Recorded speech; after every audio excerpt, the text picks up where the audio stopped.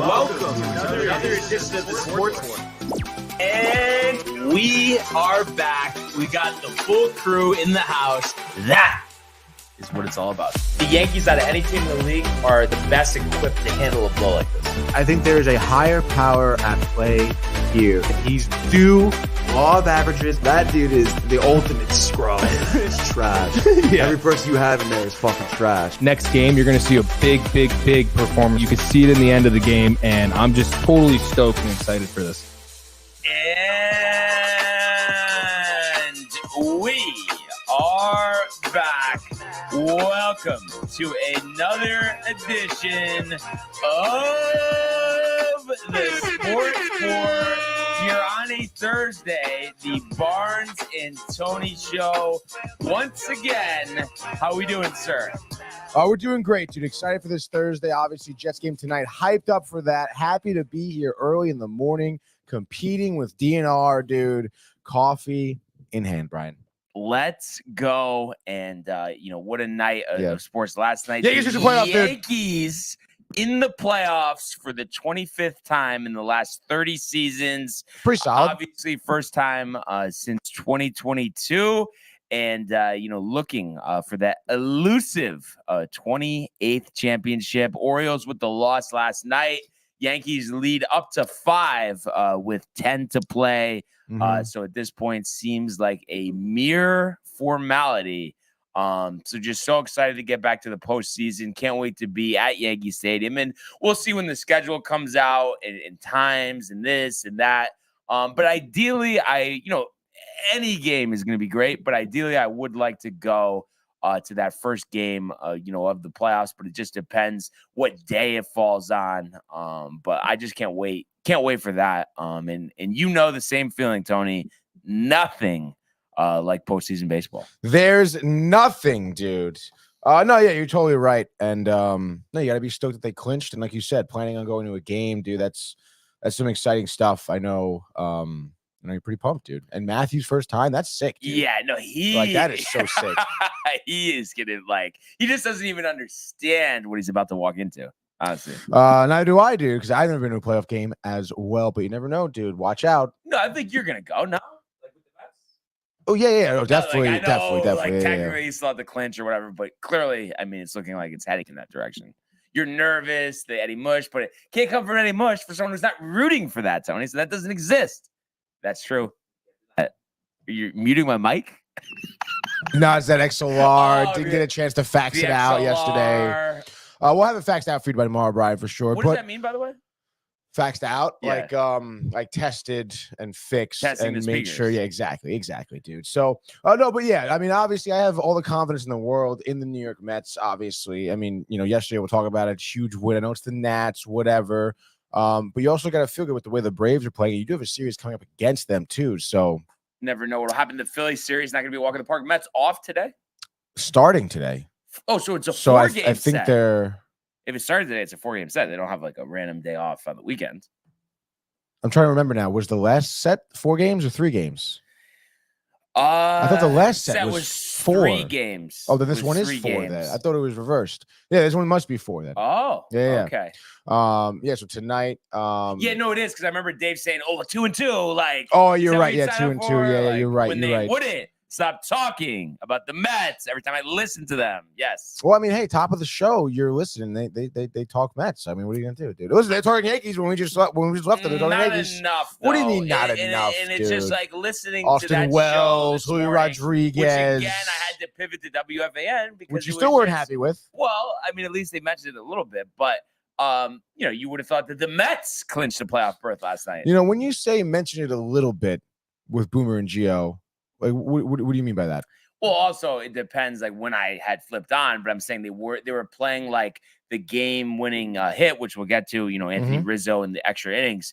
They were playing that soundbite, and then they just played the guys talking about it, and several guys were mentioning. Like it was awesome to see. I just saw it on Twitter. Like Jazz was like, he loves being a Yankee. and is wants to let's win the World Series based Right. on what he said.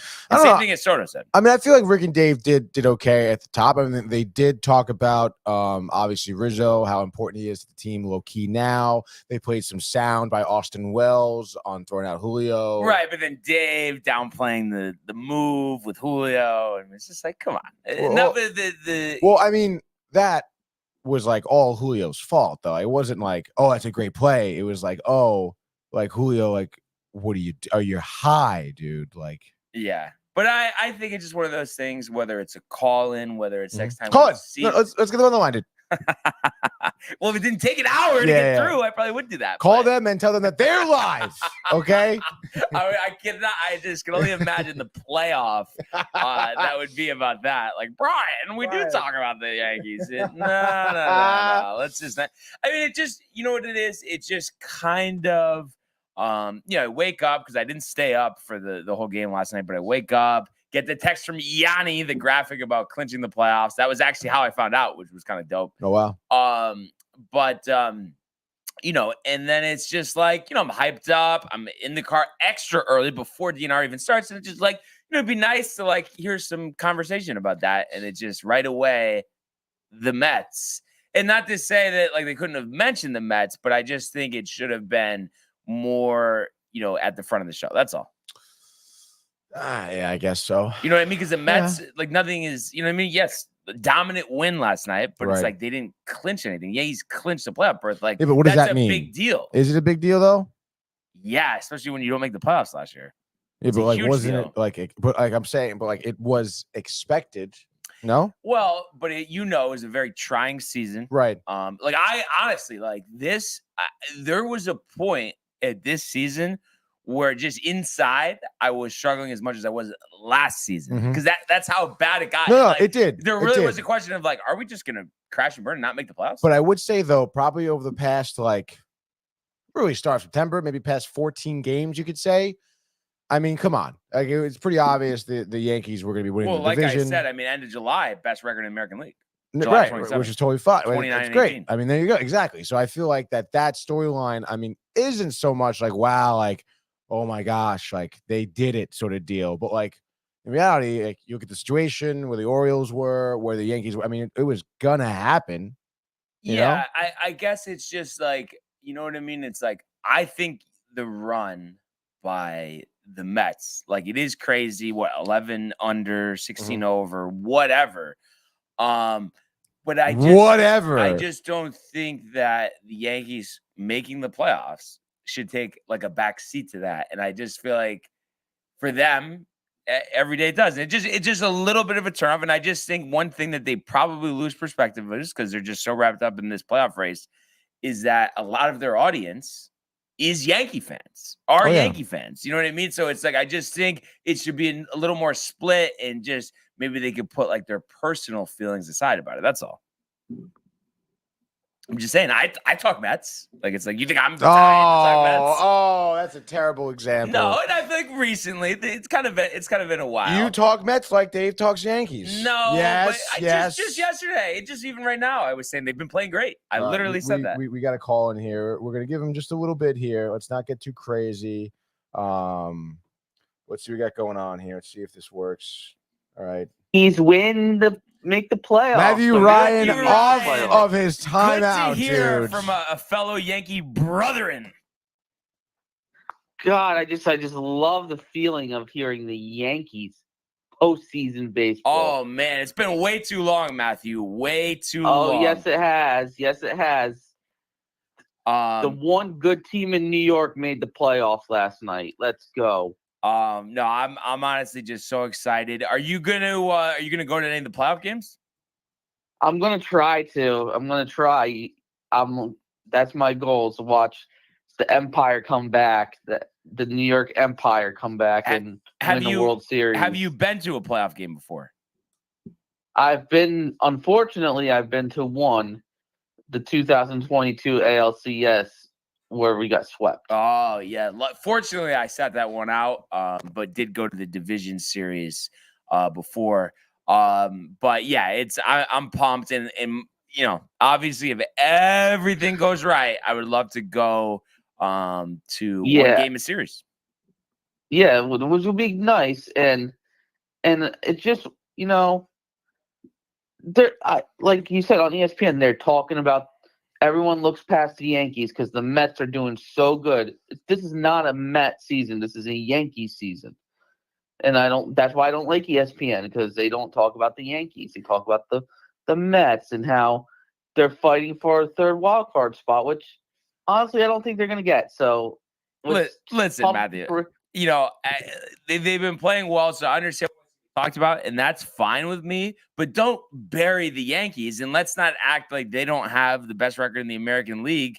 And that's what I'm trying to say. Yeah, that's annoying. Like, we want to hear breakdown of the Yankees, and it's like I shouldn't struggle at 6 o'clock in the morning when that's the start of all these morning shows getting going. Struggle to hear Yankee coverage when I live in the metro area. I mean, it's ridiculous. Yeah, it's like on ESPN, the Mets are the only team in New York, and it's not true. It's the Yankees. Yankees have been the predominant marquee team of New York, and the Mets are always the little brother of the Yankees. Honestly. Now I got an interesting question for you, Matthew. With the Yankees, just thinking about what they've done, with the lineup recently. Stanton hasn't played the last 2 games. Obviously, finally Dominguez up. We love it. Postseason, do you think that they're gonna do an every other game scenario with Verdugo? Obviously, we all want just to be Dominguez out there every game, Verdugo on the bench. But if you had to guess, just based on the way they do things, what do you think they're gonna do? I wouldn't put Verdugo out there at all. He would be on the bench. Oh yeah, no, me too. But I'm saying, do you think that because of the way they operate, though, at least to start, like game 1, I would not be surprised, unfortunately, game 1 of the playoffs, if Verdugo's in the lineup and Dominguez is on the bench. I wouldn't be surprised, but that would be a stupid move. Yeah. I mean, maybe it comes down to, in these 10 remaining games, how Dominguez does. That would be a Mets move.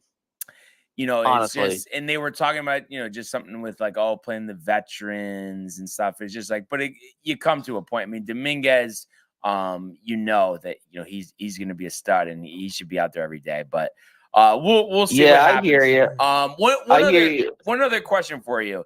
How would you line up? I guess we would say 4 starters, but the playoff pitching rotation. Obviously, we all know Garrett Cole is your game 1 starter, but after that, what would you do? Rodon is 2. Nestor is 3.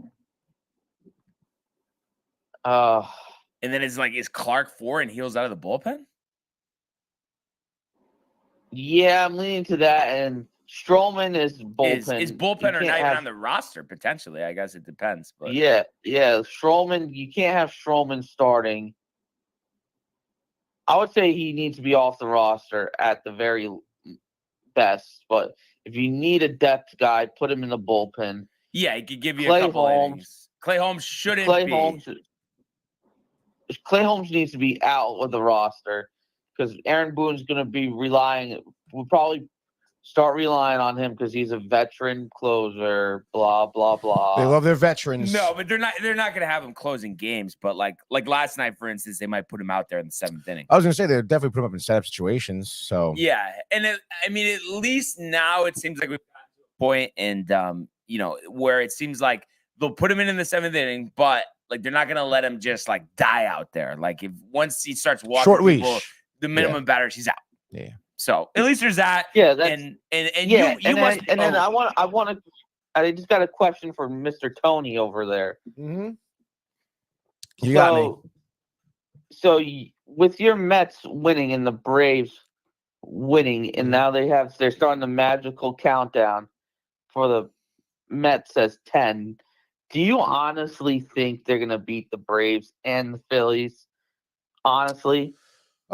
Yeah, I mean, I do think so. I mean, the Braves we've talked about recently have been struggling, and listen, I'm not that worried about the Phillies right now. If we split that series, that's fine. Even if God forbid, only take 1 game out of there, which I don't think will happen. I mean, really what it boils down to is how we do against the Braves. I mean, they're our main contender right now. So, and with the way they've been playing, I mean, yeah, I do feel pretty confident. I mean, Max Fried is not playing well. I believe Chris Sale pitched against us early in the year and didn't do great. Serviceable, of course.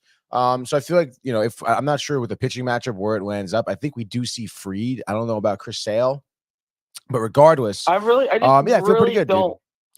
Why? I really don't think they're gonna be a playoff team. Let's be honest here. Why? They got 4 games with the Phillies.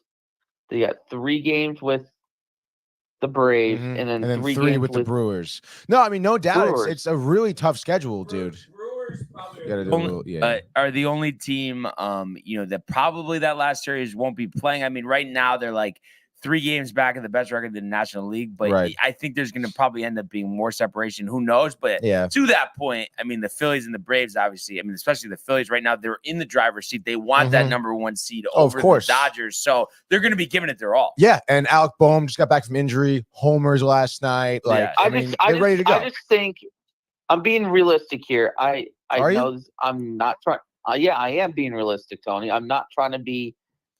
I am a Met hater. I am 100% a Met hater. I'm rooting for the Mets to miss the playoffs. I think they will because their lineup isn't as good as the Braves or the Phillies or the Brewers. Honestly, they are a nice. They're not. What I meant, they're not building for success. When I said that comment, is that they're not. They didn't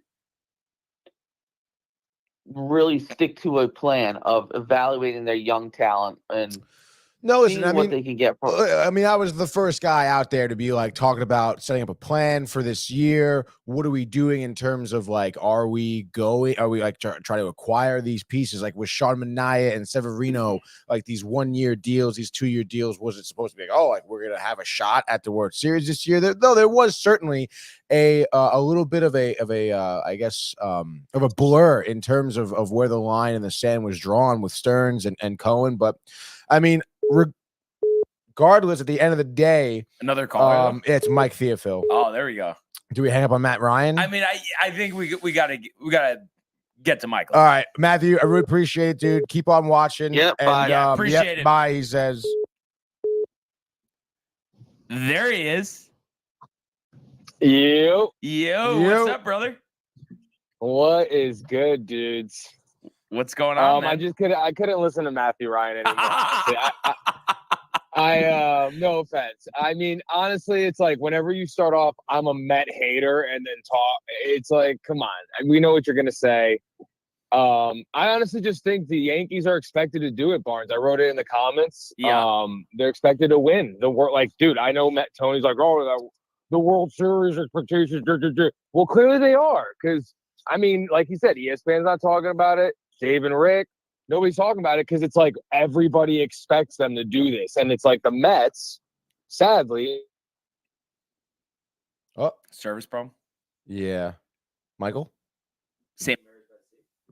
Definitely questionable service. Water. Michael, possibly phone dies. Who knows, dude? Wow. I guess. No, but it says he's still on, though, right? No, yeah, he's still on here. My bad. What, you hit the mute button? Hold button, my bad. Okay, continue, Michael. All I'm saying is the Mets aren't expected to do it. Yankees are. You know what I mean? That's why people are talking about it. And, I mean, it is what it is. The Mets, I think we should give them credit where credit's due right now. You know, I mean, big game last night, Tony. No, go ahead. Sorry. Go ahead. No, go ahead. No, go ahead. No, go ahead. I was just going to say, Tony, it's nice to see, Tony riled. It's a better energy. I mean, I don't know. I think it's just dope that we got a bunch of teams playing well. And even in football, I mean, let's go fucking Jets, dude. I'm so amped tonight. Yeah, I'm really pumped for tonight, dude. Big game tonight. Got to beat the Pats, obviously. Yankee game early. I made that mistake. It is 4:10. But my whole thing, Michael, no problem with any of that. And yes, like I said before, Mets deserve credit and to be talked about. I understand that. But I just think at the same time, these radio stations are doing a bad job. You can't bury the Yankees in all of this. That's all I'm saying. Brian, that's why they have Sports Port. Well, I understand that, Michael. But when the Sports Port's not on, it would be nice to be able to hear some Just Yankee go coverage. watch yourself talk about it. Yeah. On repeat. But I mean, come on. I There mean, you go. I mean, you look at last night's game too for the Yankees. I mean, not for nothing. I mean, it was like I know it was extras, nail biter, but it was still like a 2-1 game. You know, I mean, it wasn't like there was a lot of action going on. You know, But I mean, it's just like, about the point that the Yankees clinched. Like, let's talk about like what they have in sight in the playoffs. Like, it's like that should not be buried. I'm sorry, and Rick and Dave are true professionals, but I think that's a bad job by them burying that story. I think that term burying is It a is little pretty bit. buried, I dude. know. I heard the open. They're not burying they're not burying the story. They're dude. burying it like it's in the Sahara Desert, Tony. Okay. Once they, so they clinched the playoff. They haven't clinched The the division. They have a 5-game lead So, with 10 games to play. Okay. A When they win the 5-game division, you're going to hear everybody lead their show with the Yankees winning the division. Not Rick and Dave, honestly. No way. Because the Mets, it's going to be like, it's going to be down to the wire. So where it's a win or loss and nothing's clinched, that's going to be the story again. I know them. I know their pattern. I mean, maybe nobody clinches anything. He said, I know their pattern. I do.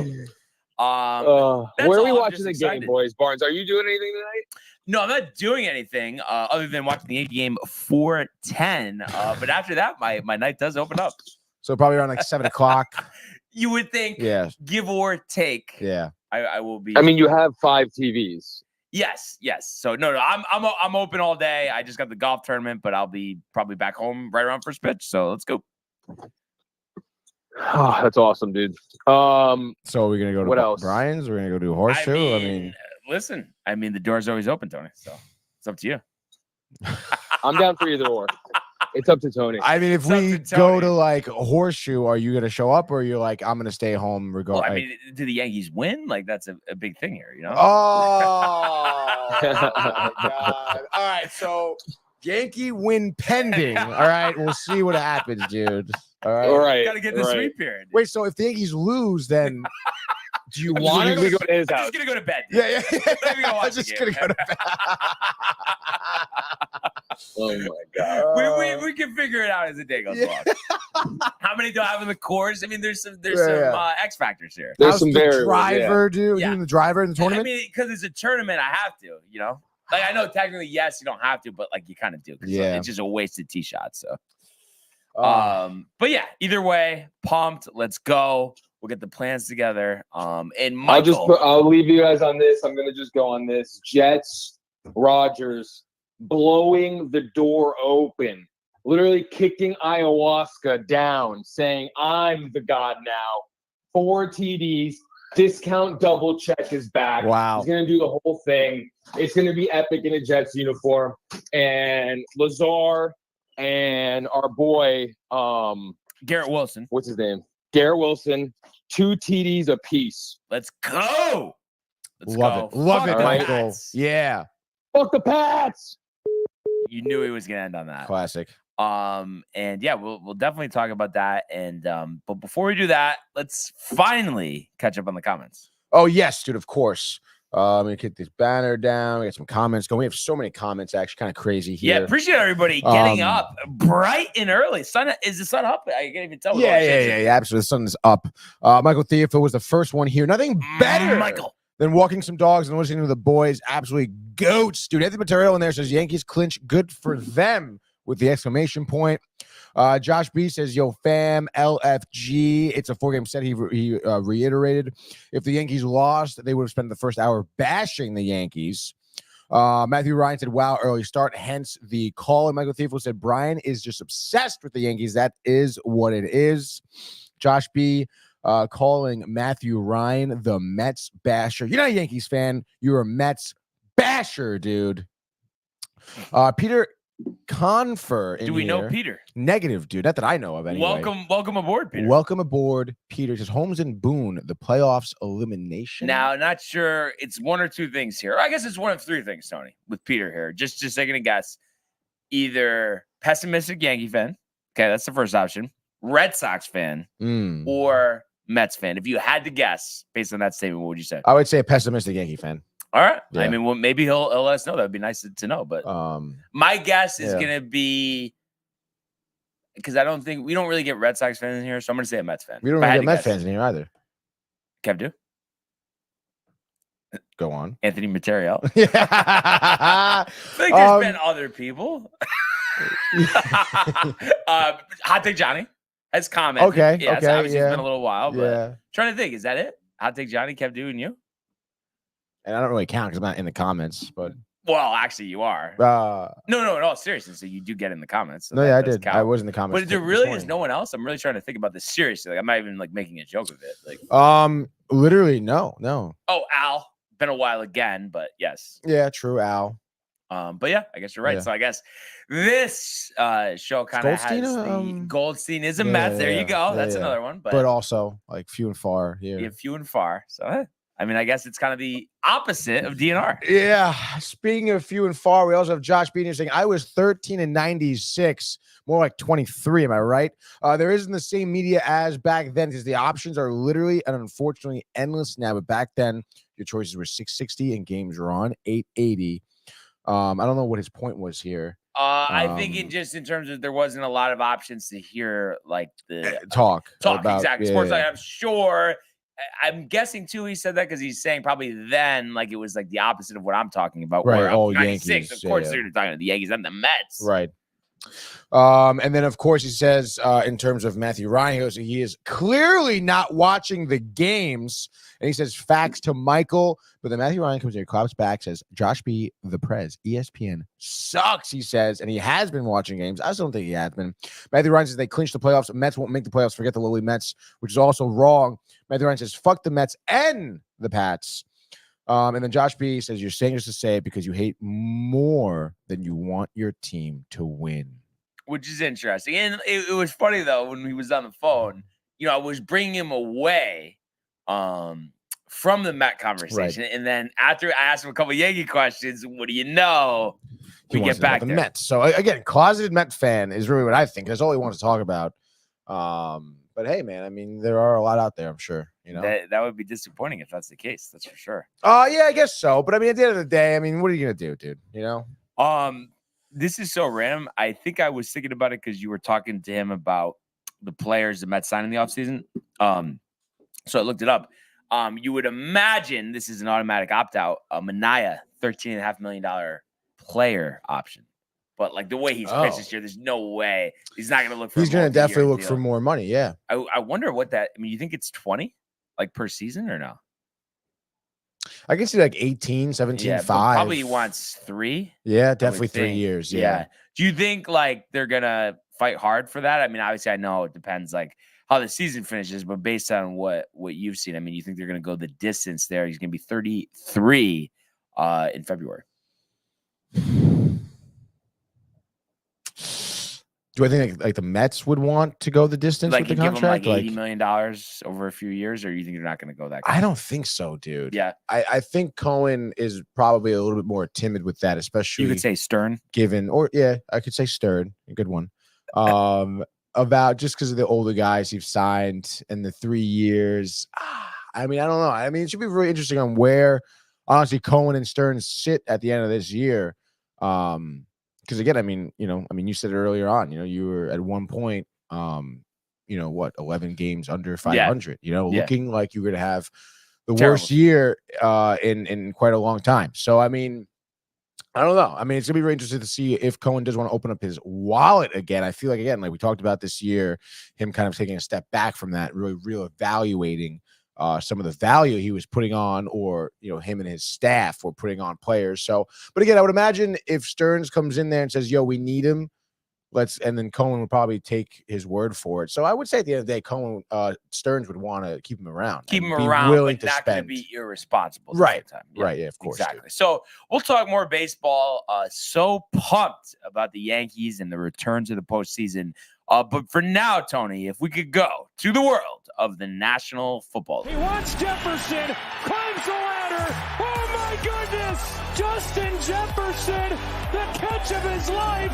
Burrow fires, intercepted, picked off at a pick six. Minka Fitzpatrick, an absolute ball hawk. Niners twist up front and get to Tagovailoa. Bosa again. Mahomes Escaping, on the move, stops, spins, flips it forward for the touchdown. Stop it. Aaron Jones. Oh, what a tackle. Quincy Williams with a pile driver.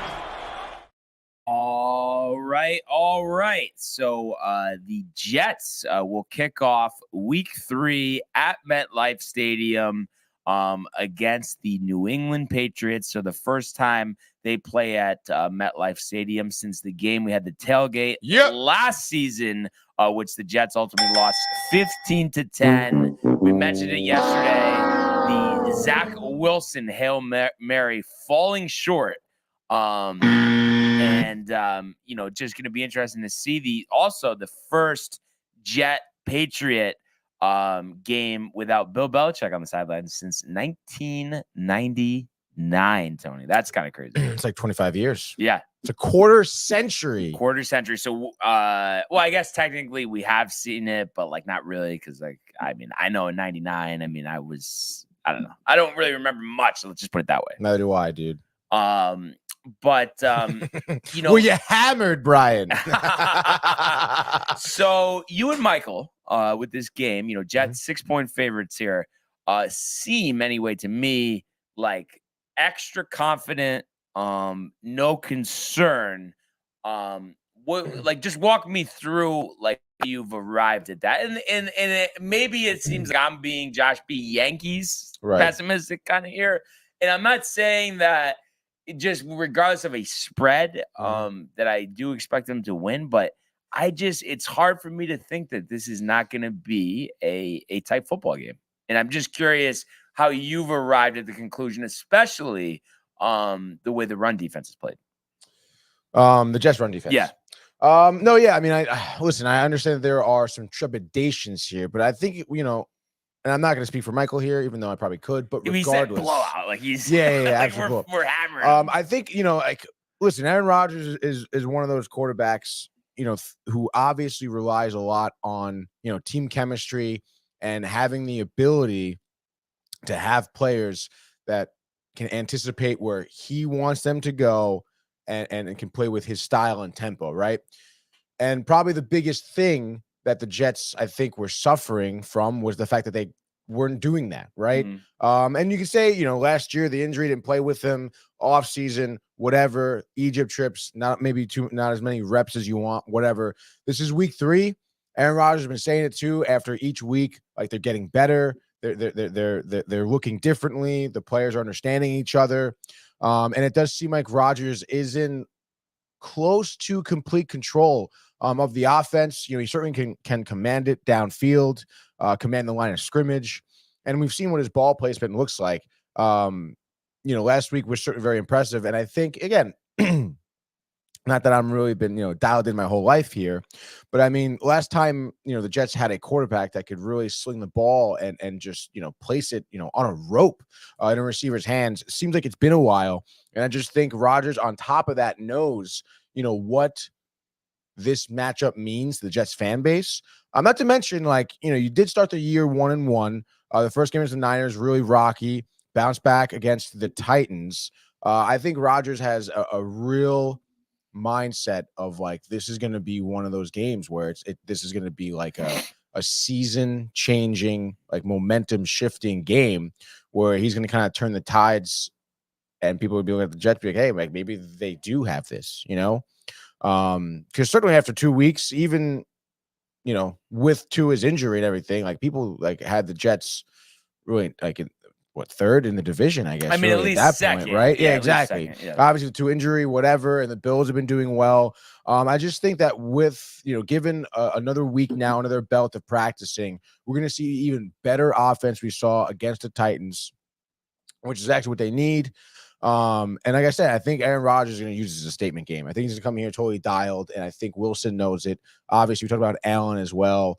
He's going to be certainly a threat on the field. And then, Breece Hall has been great as well. So I think the offense will certainly be bumping. Defense definitely is probably my biggest concern. No Jermaine Johnson. No for the rest Jermaine of the Johnson, season. obviously. Is Mosley questionable or is he playing? Let's get the injury report. Let's take a look there. I Mosley know he questionable. left. Let's see. So I was hearing turf toe from last week. questionable. Let's see. Did not practice Wednesday, and this was last night. Oh yeah, I have the same thing pulled up. Let's see if there's any. I mean, that's tough, dude. But again, I mean, you know what? Again, like, I mean, talk about the miscues on defense last week. I mean, they were missing 2 huge starters. Not to mention the problems they had regardless through the first 2 weeks. But again, like, you know, I was talking about it last week. I mean, there was some times, you know, like whoever was playing middle linebacker, right, for Mosley, that was like his first time doing that, you know? And there was times where you saw Garrett Wilson, you know, showing people where to go because they were clearly confused. But now you had a week of practice underneath your belt. You know, Mosley didn't practice. You probably have the squad that you had, you know, against the Titans practicing. It's another week of those guys understanding each other. And you know what? I forget who they threw in at the middle linebacker, but I mean, he was making some great tackles. Jamian Sherwood. Sherwood? Yes. I mean, dude, there was a couple plays where he was just clogging up holes up the middle. And that's what you want to see from your middle linebacker, you know?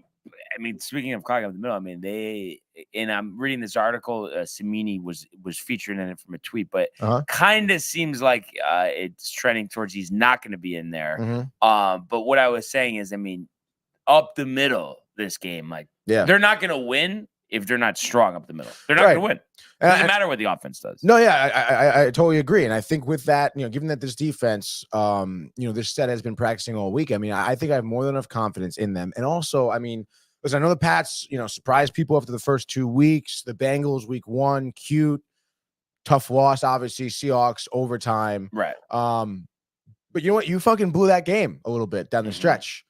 And not for nothing, I think people are over evaluating the Patriots in general. And I get it. You know, Jacoby Brissett, it's very nice, new coach, kind of maybe a new era there for New England. And we know what Robert Kraft can do in terms of bringing the right guys in to win. He's the guy, whatever. The girlfriend, dude, living in his 20s through her once again, right? Yeah, well, which is fine. You know, I mean, listen, that's what you want to do. I just think that they're overrated at this point. And again, I think this is going to be one of those statement games that people see now. All right, Pats, just like you had anticipated, 5-win, bad season sort of deal. Jets on the road to victory. And I think it's just, you know, it's all out there in front of them, Brian. All right. No, I just really think it's set up for that. And I think that's what we'll see today. So I'm on the train. I'm on board with Michael here. I think it's gonna be a blowout. I really do.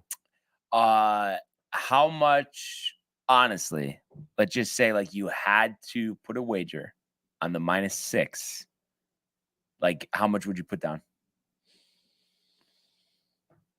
How much would I put down? Mm-hmm.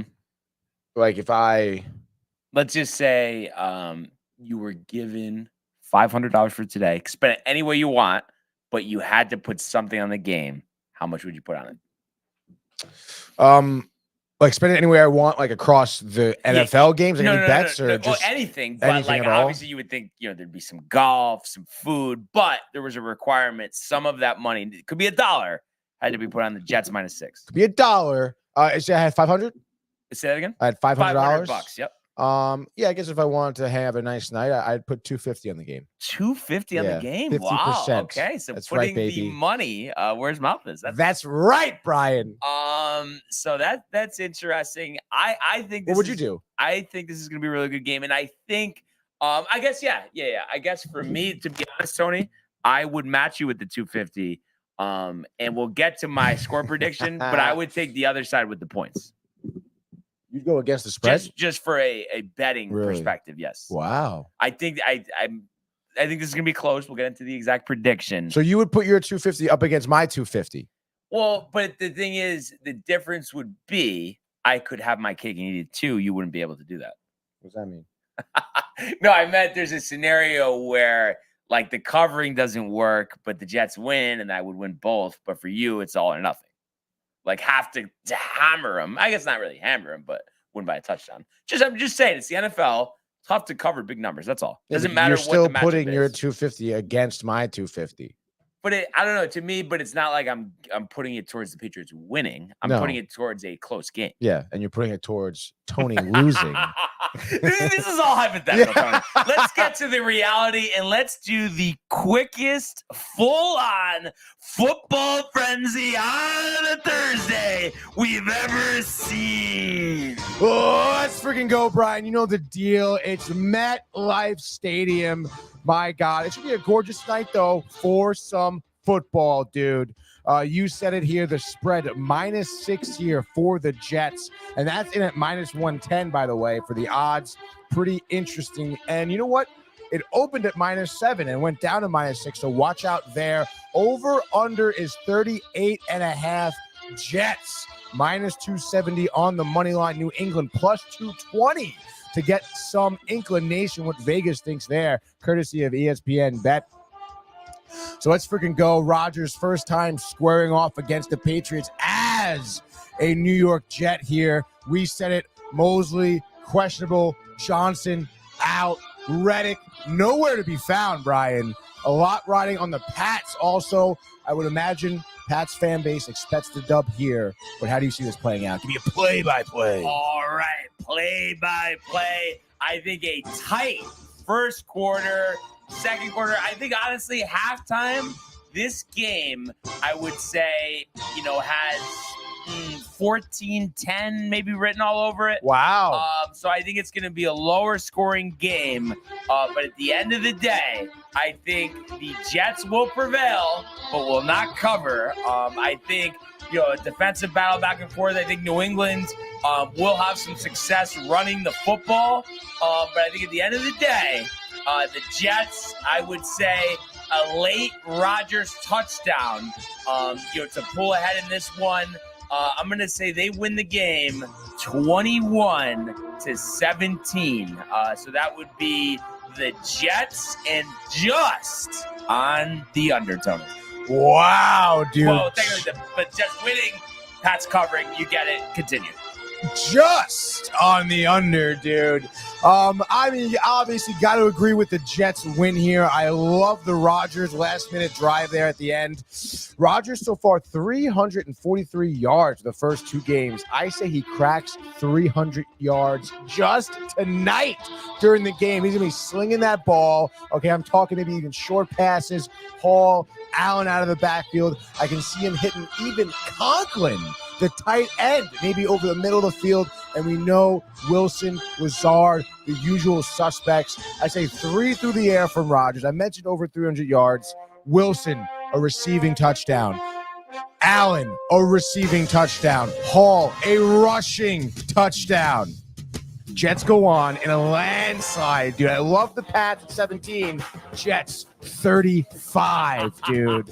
Jets in the over, baby. Just like that. That is your full-on football frenzy here on a Thursday. I can hear Al and Kirk from here, Tony.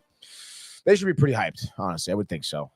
Should be pretty hyped. And also, I'm riled because the last time, well, I guess that was the 1 o'clock game. But either way, actually, the Yankees were playing. Anyway, nice, the early game. That'll be all taken care of by the time we kick off MetLife Stadium.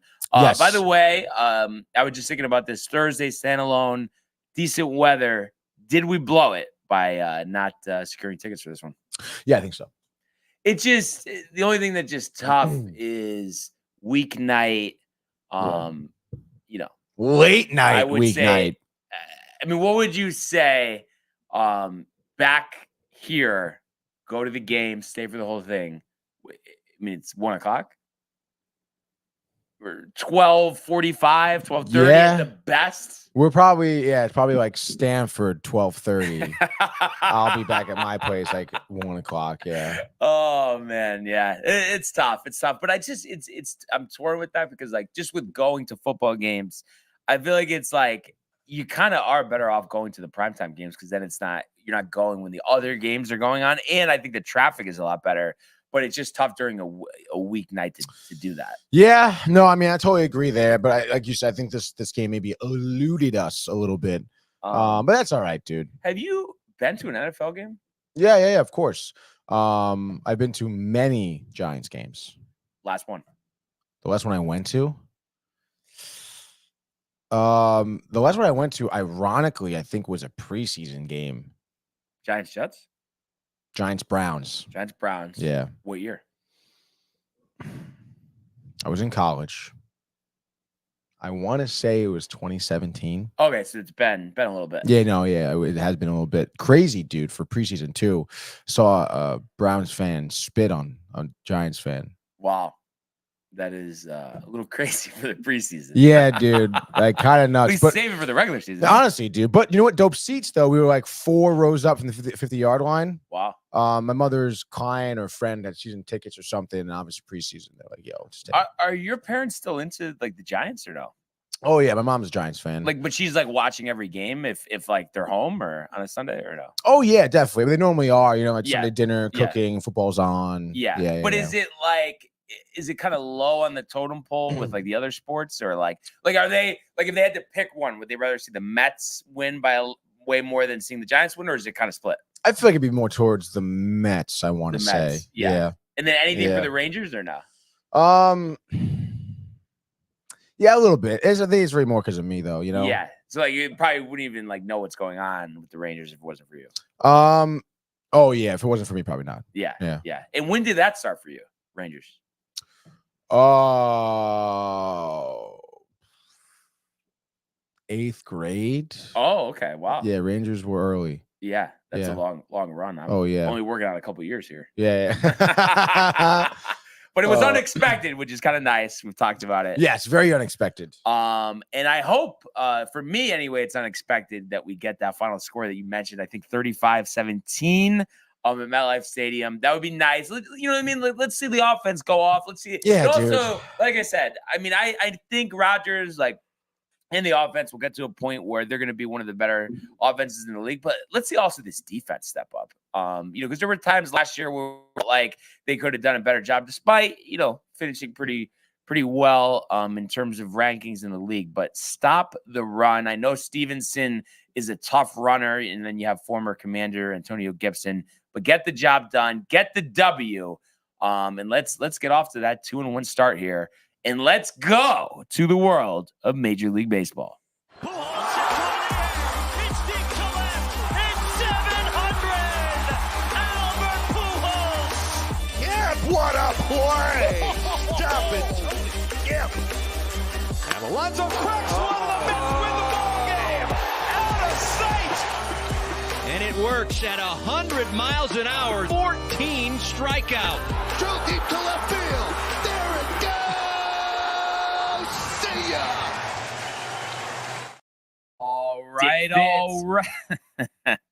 All right. So we mentioned it in the open. Yankees back to the postseason.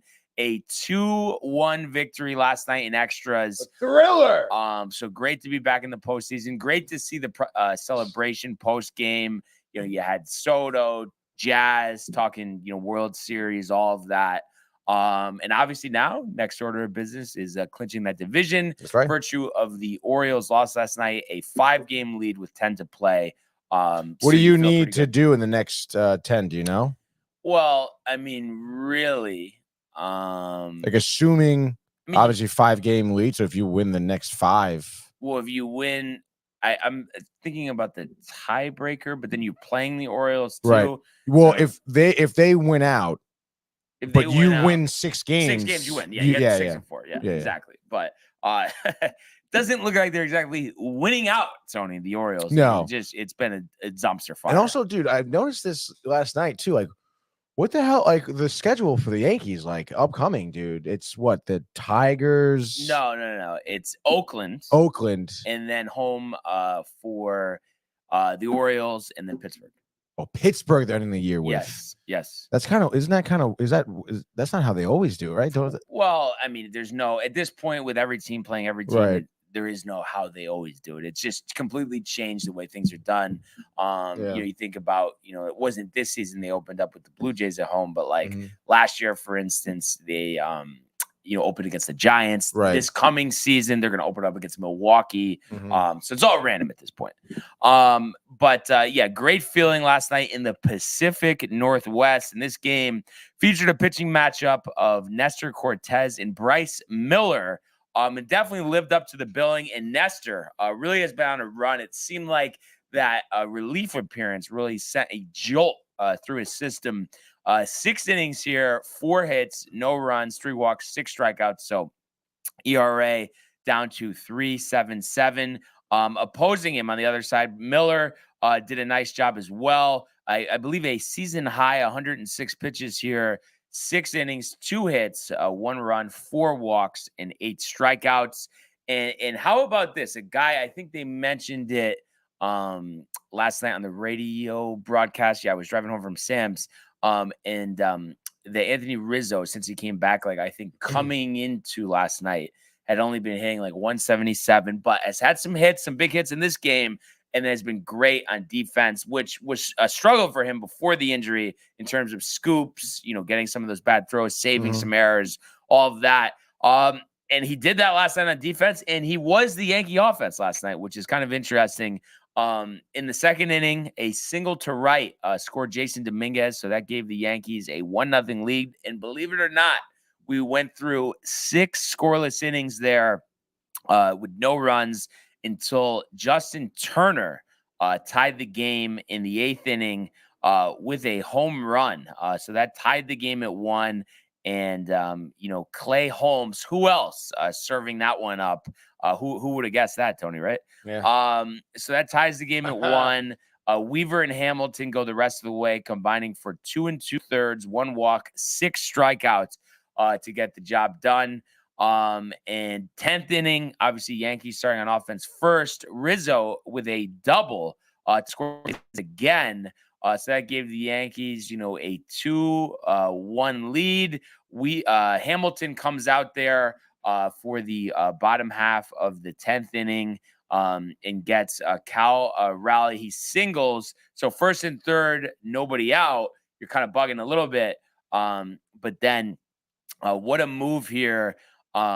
You get a double play. Arozarena strikes out, and then Julio Rodriguez gets caught napping off of third base. Austin Wells with the awareness, Dave, to get the job done there.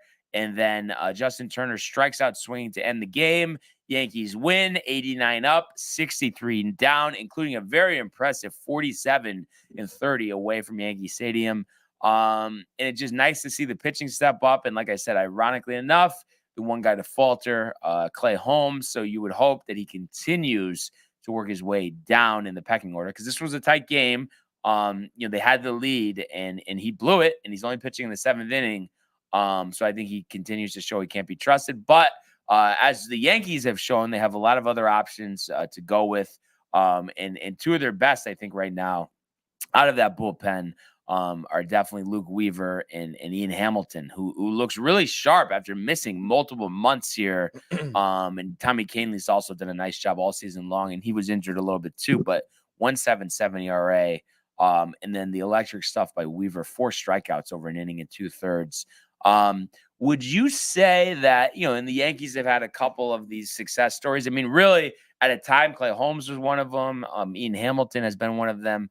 But just in terms of like the stuff he has, the increased velocity, Luke Weaver is one of the biggest turnarounds you've seen from an absolute mediocre pitcher to really seeming like one of the best in the American League this season. Yeah. I mean, I think, you always talk about Matt Blake and everything. Clearly, he does work wonders, with pitchers, specifically bullpen pitchers as well. And then I think it was just kind of the perfect storm, or maybe just perfect timing for Clay Holmes to be struggling and Luke Weaver getting an opportunity. And I mean, I don't know. I remember who was it against the Blue Jays? Was it against the Blue Jays? Like the first time he was closing, really? A couple of weeks ago. Was it Blue Jays? I forget. I forget too. No, the Cubs. Cubs at Wrigley Chicago. Field. That's Yes. right. You're right. I just feel like, you look at him even just coming into that game. I mean, I remember the last time I saw someone so excited to be out there, yeah. you know, so he's clearly just, you know, elated, I'm sure, at the opportunity to be there. And then, like I said, pair that up with what he's been working on with Matt Blake. I mean, it's like, it's his time and he feels it. So that's I think that's why he's doing so well, dude. It's sick. Yeah, It really is. No, it really is unbelievable. And it's nice the Yankees had the foresight after only 3 starts last year. They signed him to a multi-year deal, so he will be back next season. And there had been some talk at some point here. I haven't heard it recently about, like maybe you move him to a starter, but I just think the way that he's like, let's just like keep him as the closer, man. I mean, he's excelling at it. I love it. And it's great to see. And like you mentioned too about like the emotion jacked up. I mean, that's what you need if you're going to close games for the Yankees of all teams. Oh yeah, dude. He needs a walkout song. Yeah. Yeah. Does he have one? Oh, actually, I think it's something, but they don't have like a theatrical thing like they had with Clay Holmes. The lights off. Thank God we don't have to see that. Yeah.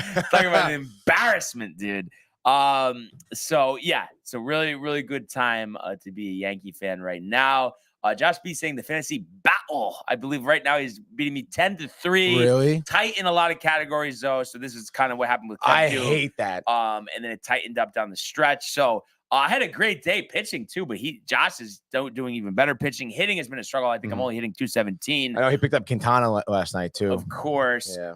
But today's a big day for me. So I'm not flinching here and hoping to continue forward. And Matthew Ryan saying the Mets suck. I mean, I'm really getting kind of tired, dude. Honestly, it's ridiculous. I do wish that he had more enthusiasm for the Yankees rather than the Mets' consistent chirps. Yeah, I mean, I don't know, dude. I mean, I don't know. You're questioning the Yankee fan. I feel like. I do, but I also think you rile him up a lot more too, because he's way past. No, but you started, dude. I mean, look how you opened the show today.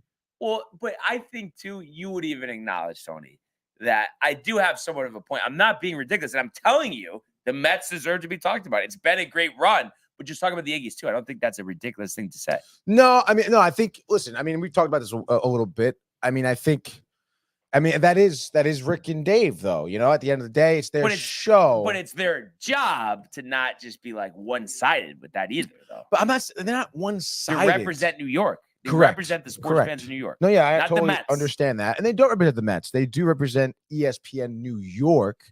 And mind you, the Mets are, playing in New York, right? Just like the Yankees are. So, I mean, they could talk about either team. But it should be split. I mean, that would be the logical, fair thing to do.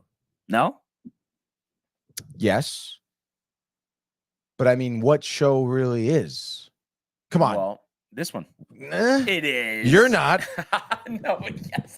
I talk about the Mets all the time. No, and stop you have it, as dude. much time to wax poetic about the Mets. No. Yes, you do. There's always a full game breakdown for both of us every day. I mean, don't act like there's not. No, totally. You're totally right. You're extremely right there. But I don't know. I feel like, again, it's kind of hard, obviously, to take your fandom out of it and be non-biased. But I would like to think if I was, let's say, an Angels fan or something that just didn't really matter, I would imagine the Mets would still be a bigger storyline to me. I don't know. Yeah, I don't see how. I mean, Michael said it too. I mean, Yankees clinching is no big deal. I mean, for nothing, Brian. Didn't you say you didn't know until the Lonnie text this morning that they clinched? Yeah, because the game was on the late. I was sleeping. I don't understand what the point is there. Well, if it was like a big deal, clinching the playoffs, did you think you would have stayed up for it? That has nothing to do with I don't know. It has to do with me not wanting to have 3 hours of sleep heading into the Open this morning, Tony. That's all it had to do with. It's the Open, dude. And I just think you're downplaying though how big of a deal it is for us Yankee fans, especially the true Yankee fans. Not the Open. Oh, come on. That was very unexpected. I actually didn't understand what you were saying, but now I get it. Like the Open, the golf tournament. But cut the music for a second here. Okay.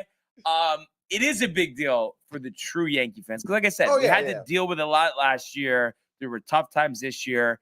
It's a great feeling. And we all want to enjoy it. And we're excited to watch the postseason run here. and let's go. And we're jacked up about it, and we want to talk about it. That's it. I'm right there up there with you, dude. I saw it firsthand from you. If I was a Yankee fan, I would certainly have been nervous this year with the bad stretches. To mess with the White Sox when they're the worst team we've ever seen for a certain period of time. I mean, that was obviously like, oh my God. Mm-hmm. Like I was not okay. Right. No, you're not okay. But I think, to go back to, Weaver against the Cubs, I mean, I feel like that was a turning point. Okay. Yeah. Bullpen solidified. Right. Holmes out. Judge is doing great right now. We have Jazz who's playing well, healthy, Soto, everyone.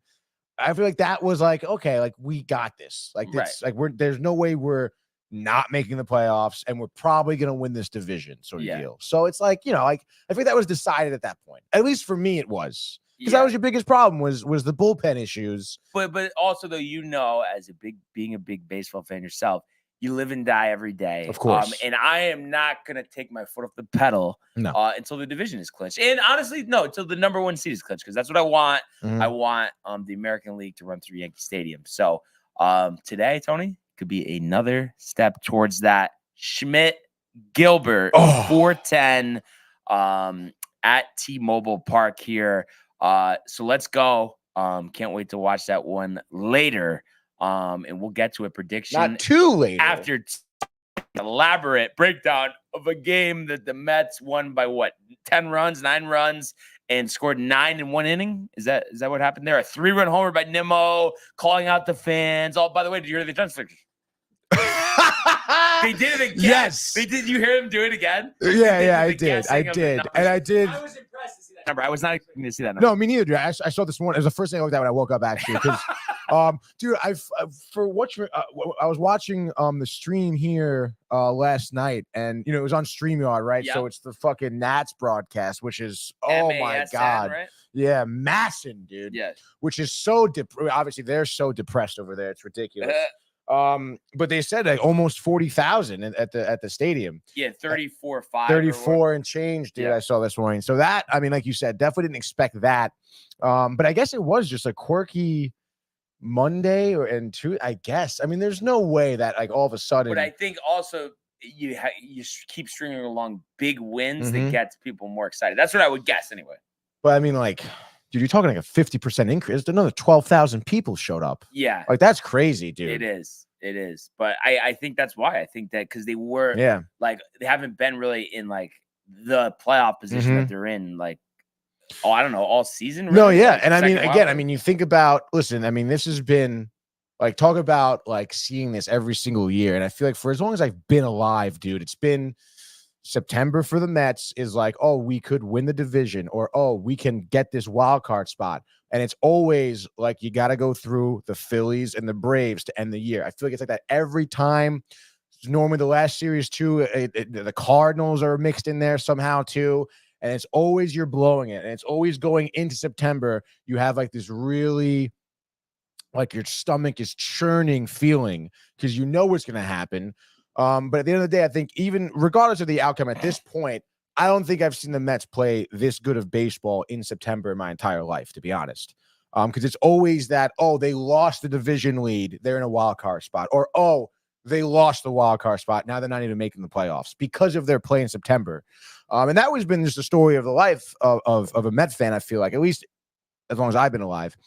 And now we're seeing the opposite of that. Like, I've never seen the Mets play baseball this good in September ever, dude. Let alone without one of their star players. And we'll get to that right now, because goddamn, Acuna is looking really good, dude. But to get to the storyline here, obviously Jose Quintana last night, you mentioned it yesterday, reverting back to that start against the Orioles where he didn't last 5 innings, giving up multiple runs.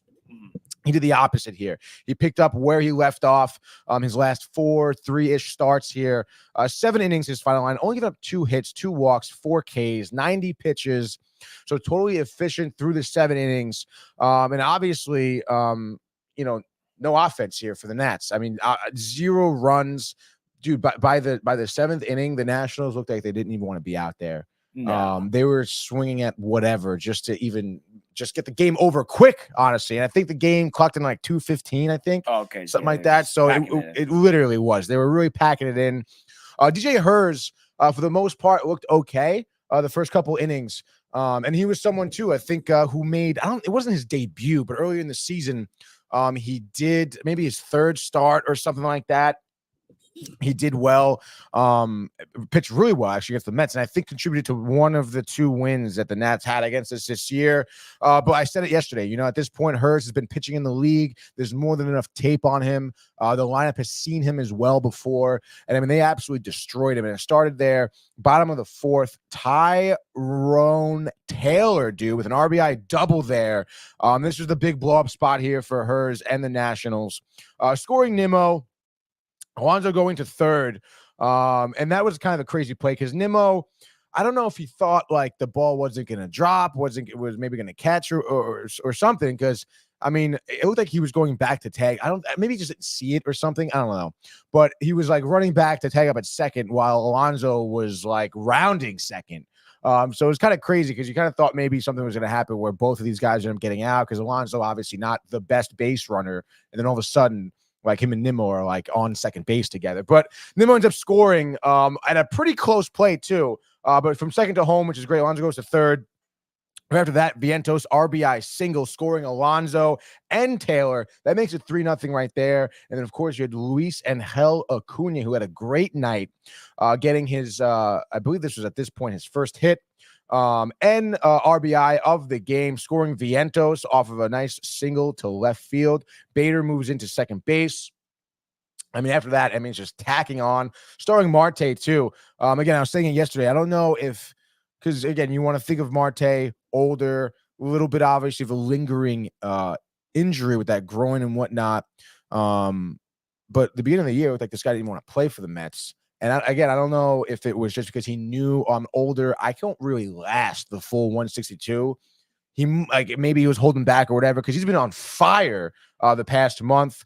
RBI single here makes it 6-0. Nimmo, you mentioned the 3-run homer. Tony's fantasy team. Let's freaking go, dude. Let's freaking go. Bitcoin up above 63, by the way, too. Wow, to dude. The good news. There we go, dude. Mets talk, dude. Yes. Bitcoin. Let's go, dude. Cohen probably happy about that. Yes. For sure. But Nimmo makes it 9-0, dude. 9 for Nimmo's number. And that literally was almost the entire scoring of the game. You want to, again, at this point, 4th inning, Quintana's still in. And you would think, again, even at this point, it's 9-0. Quintana maybe would taper. No, dude. I mean, he's just, fanning batters, fly outs, pop outs. I mean, the Nats had absolutely nothing. Only 3 hits as a team, really. And only, 2 given up from Quintana. He was totally dialed in. I think the month of September, his ERA is like a 0.8 or something. Crazy. It really is like unbelievable the way that the starting pitching has been. And that's been probably the biggest reason why I think the Mets have been successful too. I mean, we've seen some nail biter games, 2-1, 4-3, 6-4, whatever, dude. That's because the starting pitching, for the first time, really all year in the past couple months, I mean, they're lasting 6 innings, 7 innings. Remember at the beginning of the year, dude, the biggest problem was 4 2/3 every fucking start, But these pitchers are obviously, again, dialed in. Matone comes in, 1 inning, 1 hit, 1 K, bang, dude. Brazoban, the 9th, I mentioned. Nats wanted no part of this game. And, of course, bottom of the 8th, Acuna, dude, back-to-back games, back-to-back home runs. And they said Acuna is not a power guy, dude. Obviously showing off a little bit here. That homer to left. I watched that in real time. Picked him up for fantasy yesterday. Started him. Let's fucking go, dude. This guy Acuna, I'm telling you right now, Matthew Ryan trying to wax poetic yesterday about Mets no future. This guy is part of the future for sure. I know his, minor league numbers were not great all year long that we were watching. But you know what, dude? This guy has been put in a really tough spot, replacing Francisco Lindor at shortstop.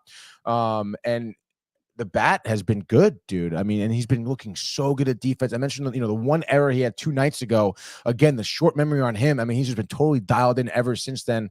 Like, seamless transition, honestly, to short for him. And you got to be so hyped about that youthful talent right there. And he's probably someone, again, Lindor's playing short. Lindor could be moved to second, but you probably don't want to mess with that. But, you can put Acuna anywhere. You can probably teach him how to the outfield. I'm sure especially with JD Martinez struggling. I think he's like 0 for fucking 30 in his last few at bats, which is bad. But you can throw Acuna at the DH position as well, when Lindor does come back. So you are definitely excited about what the Mets could lay down here. Obviously big series starts tonight. We'll get to that. But at the end of the day, I mean, you're stoked. It's a 10-0 victory. You can say it's the Nationals, regardless, double-digit offense, and it's a shutout victory, dude. I mean, that's an emphatic way to sweep a series. The attendance, Nimmo, let's get more people in here. Nimmo seeming, turning a little bit of a corner here, obviously, with his level of play. And I love that, the way the culture seems to be on the team too. I mean, Nimmo said it, right now it's the playoffs for them. Like this is what they're bringing down, on the field, and they want people to show up and fucking bring the energy. And I love that, dude. And you definitely did feel it in the stadium. People were on their feet, 34,000 strong, and in a race that's clearly super tight here. For you to outscore the Nationals 22-2, I mean that's just tremendous. That is getting the job done for sure, Brian. Yeah, and they will look to get the job done tonight. National game. That's Fox, right, Tony. Severino Walker. Dude. Obviously Walker has struggled this year. Sevy's had to bounce back, but nevertheless, it's a pressure point. It's a big game. What will happen? Let's find out in a full-on abbreviated baseball frenzy. Yes, right you are. You will find out right now, ladies and gentlemen. You mentioned it. Taijuan Walker, a familiar name, a familiar face, hopefully a familiar start from Walker tonight. And I think it will be, dude, at 7:15 p.m. here in beautiful Flushing, Queens. The Mets, -150, the over-under, 8.5. So, I guess not too high, but still Vegas expecting some scoring here. Michael, I saw him peek over. Yeah, dude. He knows. I mean, Taijuan Walker, I know he did get a little bit of a bullpen relief session. I forget who started. Some fucking guy who's meaningless, obviously. Michael, dude. E-T-S, Jets. Wow, dude, the double birds. Okay, dude. But as I was saying, I think at this point, I know, Walker came in for 3 innings of relief. I want to say in game 2 or game 3 of the series where the Mets did lose. He came in. It was 3 innings. It was good pitching. I think maybe a hit, no earned runs.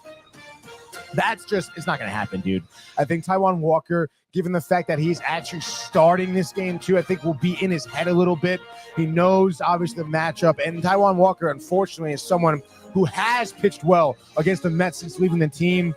I want this to be fucking personal, Brian, because it is to me right here, all right? Because Walker sucked with the Mets, especially the second half of the season. We know how his fucking fat, sweaty body did. Regardless, we have Luis Severino, who is, again, Brian could attest to the second half tapers like I've seen with Walker. But so far, Sevy has been dialed in. Mention that year, right? 3.77. Second half of the year has been pretty solid. Not to mention healthy. 172 innings pitched. That's pretty freaking solid, dude. Taijuan Walker has half of that, and he's given up almost as many home runs as Severino. So I think absolute offensive explosion yet again here from the Mets. Obviously, Lindor is not going to be in the lineup. He hasn't been doing any baseball activities because of his back, which is totally fine. As I mentioned, Acuna, dare I say, another 2 for 4 night from him. I think he's going to be looking at Taijuan Walker and just licking his chops, dude. Alonso, 34th home run. Vientos could do one as well. I think Marte's been hitting really well, 2 for 4. I'm going to say maybe a little bit of a bounce-back night for JD. Maybe a 2 for 3 night from him. RBI single, maybe a stand-up double, too. It's been a little while. And I think Taijuan Walker maybe last 3 1/3. 5 earned runs. Phillies, short leash here. They want to win, Brian was saying. Trey Turner, obviously some offense against Severino. I can see Sevy getting that quality start. 6, maybe 6 1/3 with 3 earned runs for sure. So that's the number to beat. And I say they do it. Mets, 6. Phillies, 3. Mets in the under. They take game 1 of this 4-game set. Brian, what do you have? Tony with the play-by-play of this Mets game. Oh, it's going to be a good one. Yeah. But the business trip will conclude this afternoon in Seattle. I think it will be another battle, as Josh B would say, as Clark Schmidt towing the slab against Logan Gilbert. I think we're going to see some quality pitching like we did last night, maybe a couple more runs.